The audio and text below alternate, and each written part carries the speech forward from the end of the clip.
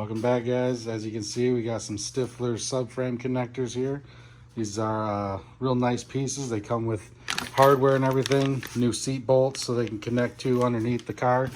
They're also nice because they got this heavy duty tape on there to mask off the areas where you weld them on the car. So all you gotta do is clean up the paint on the underside of the car and weld them on there. So I got the car, you know, it's jacked up, but it's sitting on the suspension. So that's how you're supposed to weld these up there. And being a T-top car, I think this is going to help it get nice and rigid. So let's get to work.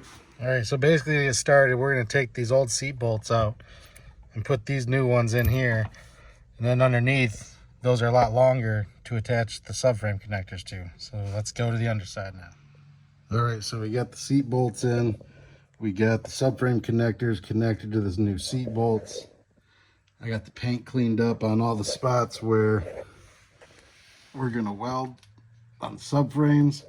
So now we're just gonna get the trusty Hobart welder out and glue it together. Let's get started.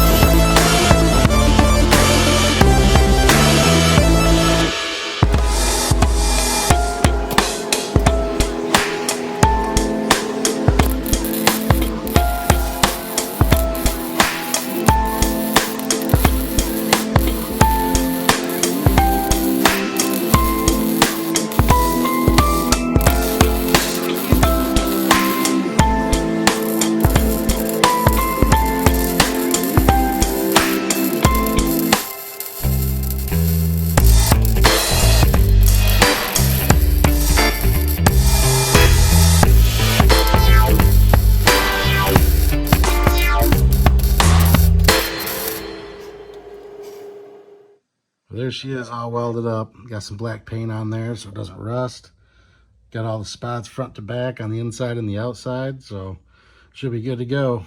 I'm curious to see how much different it handles, and going up driveways and that, it used to creak a lot, so hopefully this stiffens it up quite a bit. So I'm pretty excited about it. Thanks for watching, guys, and don't forget to like and subscribe. I got some Moser axles and 410 gears going in next, so stay tuned.